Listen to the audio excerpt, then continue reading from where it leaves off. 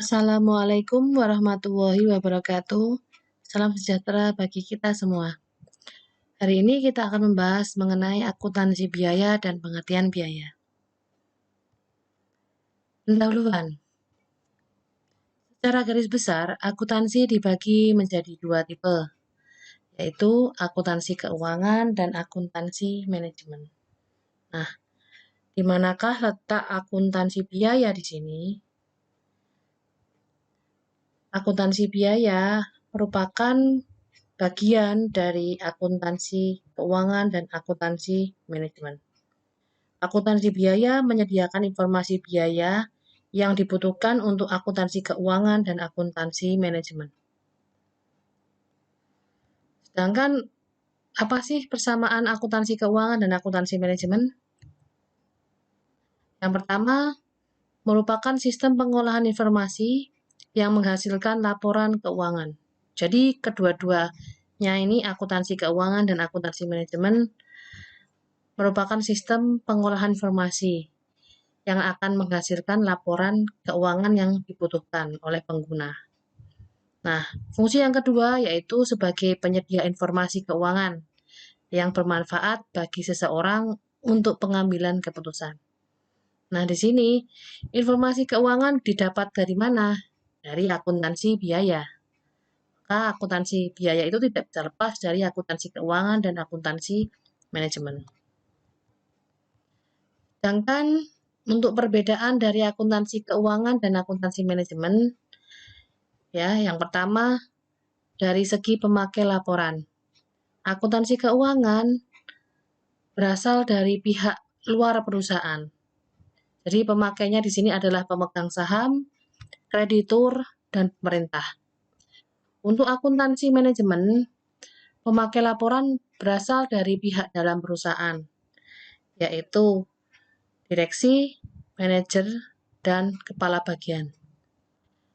Untuk isi laporan, akuntansi keuangan berisi laporan ringkasan perusahaan secara keseluruhan. Sedangkan akuntansi manajemen lebih rinci mengenai bagian-bagian tertentu dalam perusahaan. Jadi kalau misal laporan pemasaran atau bagian pemasaran berarti di situ berisi rinci tentang bagian pemasaran. Selanjutnya, orientasi waktu. Akuntansi keuangan lebih ke masa lalu, sedangkan akuntansi manajemen lebih ke masa depan. Cara pelaporannya, untuk akuntansi keuangan menggunakan standar akuntansi keuangan yang berlaku, sedangkan akuntansi manajemen menggunakan standar intern perusahaan. Jadi, antar perusahaan yang satu dengan perusahaan yang lain mungkin akan mendapatkan standar atau menggunakan standar yang tidak sama. Kemudian untuk disiplin sumber. Akuntansi keuangan berasal dari ilmu ekonomi, sedangkan akuntansi manajemen ditambahi juga dengan ilmu psikologi dan sosial. Tujuan laporan akuntansi keuangan memberikan informasi umum kepada semua pemakai laporan. Sedangkan untuk akuntansi manajemen memberikan informasi untuk tujuan tertentu kepada pemakai laporan tertentu. Sifat informasinya untuk akuntansi keuangan, ketepatan informasi adalah hal yang penting. Jadi harus tepat. Sedangkan akuntansi manajemen, unsur taksiran dalam informasi adalah besar. Contohnya adalah prediksi. Untuk jenis dan frekuensi, akuntansi keuangan, laporannya jenisnya adalah laporan keuangan yang dihasilkan secara berkala, bisa tahunan atau bulanan. Sedangkan akuntansi manajemen, laporannya adalah jenisnya laporan internal, tidak dipublikasikan, dihasilkan setiap kali diperlukan. Jadi dalam 1 minggu juga sudah bisa membuat laporan. Nah, ini adalah perbedaan kata dan karakteristik antara akuntansi keuangan dan akuntansi manajemen. Selanjutnya kita akan membahas mengenai akuntansi biaya. Akuntansi biaya adalah proses pencatatan, penggolongan, peringkasan, dan penyajian biaya pembuatan dan penjualan produk atau jasa dengan cara-cara tertentu serta penafsiran terhadapnya. objek kegiatan akuntansi biaya adalah di sini biaya, jelas. Ya.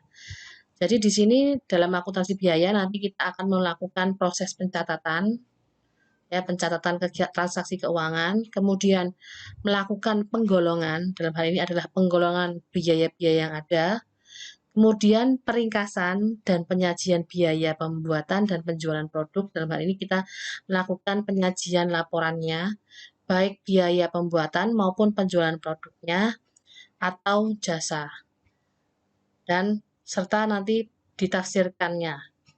Nah, tujuan atau peranan utama dari akuntansi biaya yaitu ada 3. Yang pertama, penentuan kos produk. Penentuan kos produk akuntansi biaya mencatat dan mengakumulasikan biaya-biaya pembuatan produk. Jadi di sini akuntansi biaya punya peranan untuk mencatat dan mengakumulasi biaya-biaya yang timbul. Kemudian, informasi biaya ini digunakan oleh pihak luar perusahaan untuk menentukan nilai persediaan dan beban pokok penjualan untuk menghitung besarnya laba.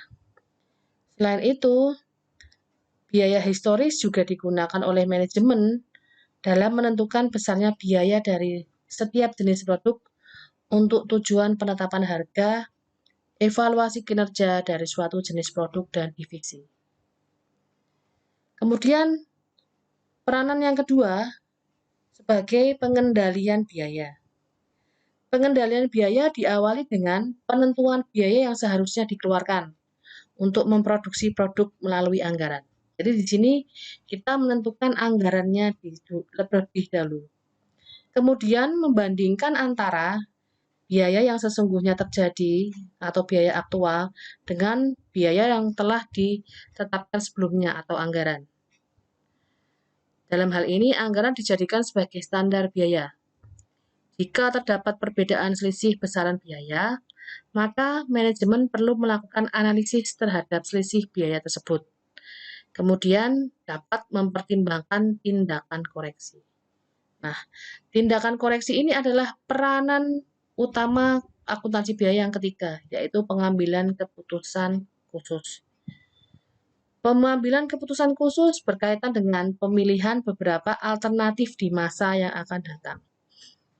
Jadi ya, berdasarkan informasi biaya yang sudah kita buat, kemudian kita bandingkan antara anggaran dengan aktual yang kenyataannya terjadi. Nah, di sini kita bisa melakukan pengambilan keputusan berdasarkan perbedaan atau selisih biaya yang timbul. Apakah masih efisien ataukah tidak perlu dirampingkan lagi biayanya ataukah tidak. Nah, ini peranan umum utama akuntansi biaya. Selanjutnya kita membahas mengenai biaya itu sendiri. Biaya adalah pengorbanan sumber ekonomi yang diukur dalam satuan uang yang telah terjadi atau yang kemungkinan akan terjadi untuk tujuan tertentu. Jadi di sini karakteristiknya ada 4 poin. Yang pertama, merupakan pengorbanan sumber ekonomi, kemudian dapat diukur dalam satuan uang, telah terjadi atau yang secara potensial akan terjadi, kemudian mempunyai tujuan tertentu. Contohnya nih, misal dalam sebuah perusahaan percetakan. Perusahaan percetakan membuat atau mencetak buku acuan, dalam hal ini kita contohkan buku akuntansi biaya. Nah, untuk membuat atau mencetak buku akuntansi biaya ini timbul yang namanya pengorbanan sumber ekonomi. Apa? Pembelian bahan baku utama, kertas. Nah, karena adanya pengorbanan sumber ekonomi, dalam hal ini kita perusahaan butuh beli kertas, maka ini sudah termasuk sebagai karakteristik biaya. Timbul pengorbanan sumber ekonomi untuk membeli kertas. Kemudian pembelian ini bisa diukur dalam satuan uang.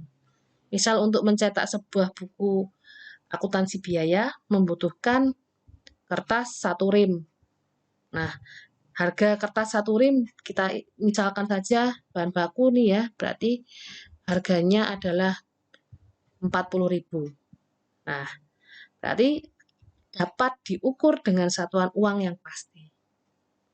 Kemudian yang telah terjadi atau yang secara potensial akan terjadi. Jadi di sini nanti karena sudah melakukan pembelian kertas, kemudian diproses cetak. Maka pembelian ini berarti kan telah terjadi. Ya, jadi sehingga bisa dikarakteristikkan sebagai biaya. Atau yang secara potensial akan terjadi. Ya, maka di sini berarti potensial karena nanti selanjutnya pasti akan selalu diproduksi kembali buku ini, maka selalu akan melakukan kegiatan membeli bahan baku kertas. Maka secara potensial pasti akan terjadi, maka bisa dikategorikan atau termasuk karakteristik sebagai biaya. Kemudian mempunyai tujuan tertentu. Sudah jelas, pembelian kertas ini mempunyai tujuan untuk dicetak atau di print menjadi buku akuntansi biaya. Nah, tujuannya sudah jelas. Maka bisa dikarakteristikkan atau merupakan salah satu karakteristik dari biaya. Jadi pembelian kertas ini sudah memenuhi segala karakteristik yang timbul sehingga bisa disebut sebagai biaya. Oke. Kemudian selanjutnya kita akan membahas mengenai penggolongan biaya. Nah, penggolongan biaya ini ya dibagi menjadi 5 kategori. Yang pertama, berdasarkan objek pengeluaran. Yang kedua, berdasarkan fungsi pokok dalam perusahaan. Yang ketiga, berdasarkan hubungan biaya dengan sesuatu yang dibiayai. Yang keempat, perilaku biaya dengan perubahan volume. Dan yang kelima, jangka waktu manfaatnya. Oke, penggolongan biaya ini nanti akan kita teruskan ke sesi yang kedua. Sampai bertemu di sesi selanjutnya. Terima kasih. Wassalamualaikum warahmatullahi wabarakatuh.